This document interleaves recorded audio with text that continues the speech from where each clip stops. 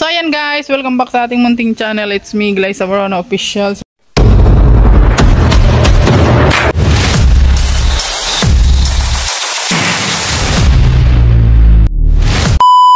for today's vlog guys ay dito tayo sa aming backyard ngayon.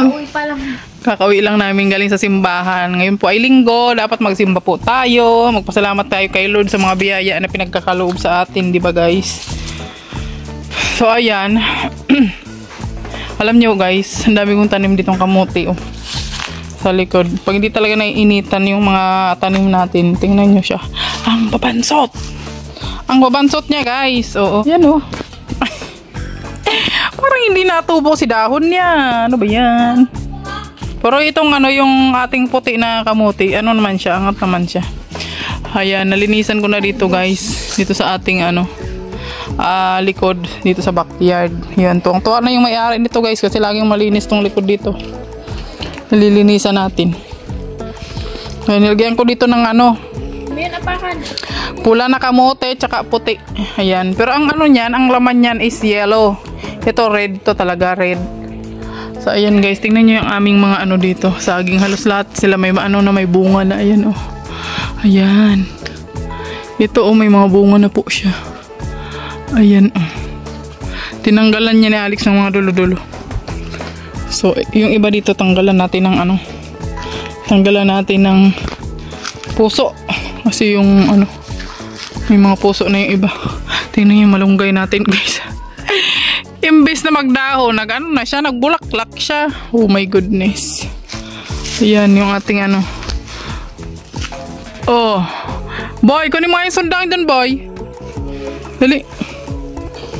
Ayan, so dito tatanim ako pa dito ng kamote. Punuin ko dito ng kamote guys. Di pa ko tapos, kunti na lang yung lilinisan ko dito. Kasi siyempre naglilinisin po tayo sa kubo. Tsaka dito, so everyday nag-aawan talaga tayo.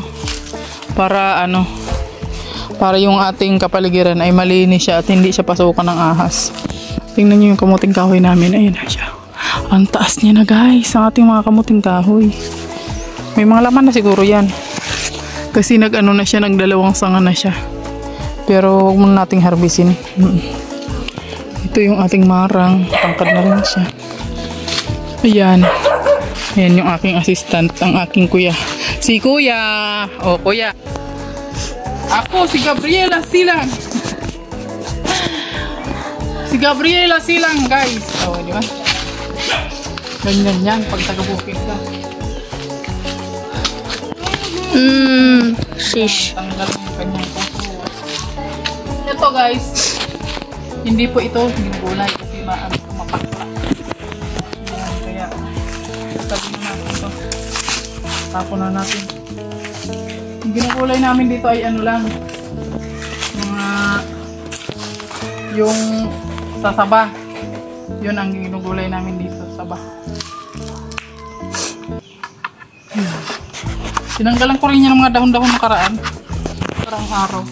So ngayon magano tayo, mag-harvest tayo ng ating mga sitaw kasi sobrang dami na ng sitaw na harvestin natin. Ayan. Ang lalaki. Ang lalaki niya. So mamaya, ang ulam namin, adobong sitaw. Na may konting karne. No? Yan, may konting karne. think. At may cook. May ano, May cook. may tofu. Oh, may tofu. Mabili pa kita kayang kang tofu. Tingnan nyo oh, napipisti siya oh. Ang dami ng ano, yung mga itim-itim. Diba? Mga ano to? Mga pisti to sa ano, pananim. Dito pa tayo. Ano dito? Dito tayo. Marami pa dito.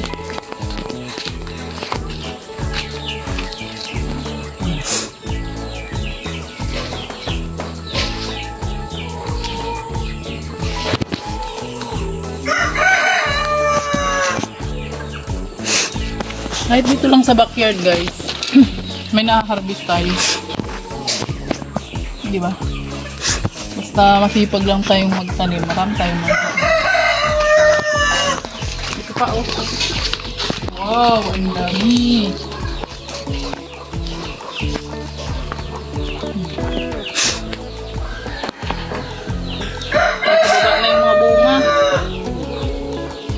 na lang natin ito. Sipag nitong magbunga.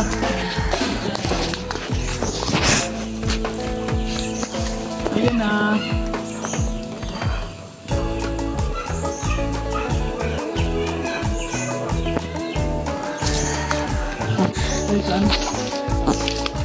Okay.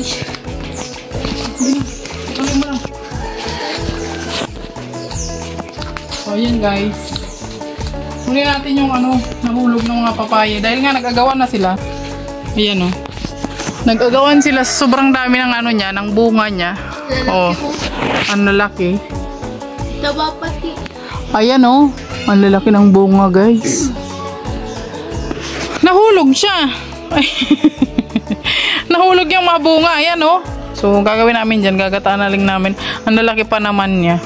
Huwakan mo daw kuya.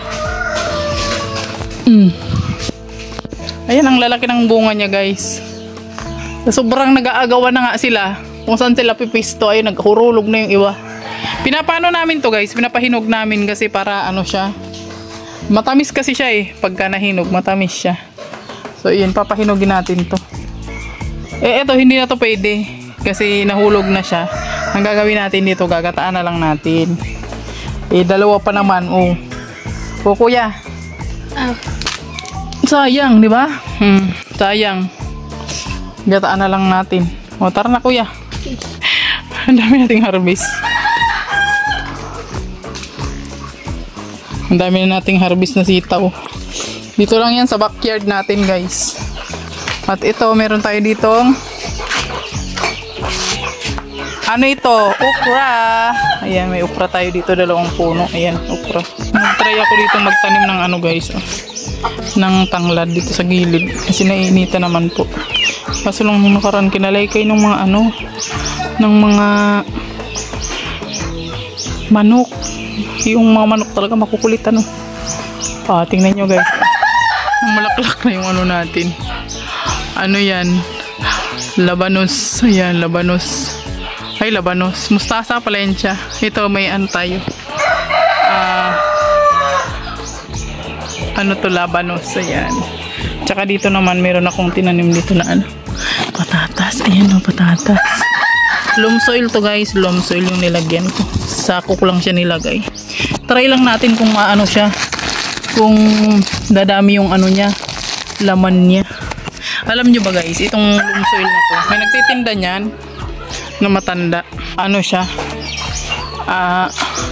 Takot-takot niya yung loam soil na yun. Hinaawa naman ako kasi sabi niya 100 lang daw yun, bilhin ko na daw. Kaya binili ko na yun, tinaniman ko siya ng patatas. Ay. At syempre, andito na rin po yung ating dadalhin sa Kamambuga na saging. Ayan, ayan na siya malaki na siya guys. So mamaya dadalhin namin yan mamayang hapon po. Ayan. Ay grabe. At syempre, meron tayo dito ang similya na naman ulit. Similya to ni Alex Ayan. Salong, papaya, at another saging. Ayan, may saging pa ulit dito. Ayan. So, dadalhin natin yan doon kay Tita Ani. Para minja, salutin niya. Dadalhin natin yan. At ito ibang saging to, yung kulay, siya. Maroon yung kulay niyan. Dito naman sa likod, marami pa tayong dito, tanim. Ayan, meron tayong suha from Davao yan guys. Ayan, tumubo siya dito. At ito, ano ba yung tawag kaini? Durian. Ayan, durian, tsaka marang. Ayan, marang and durian. At syempre, meron din po tayong dito. Mangustin. Ayan, mangustin. So, itatanim na ito ni Alex dun sa lupa ni Dudong. Marami na tayong pananim guys. Pangtanim yan dun sa lupa ni Dudong.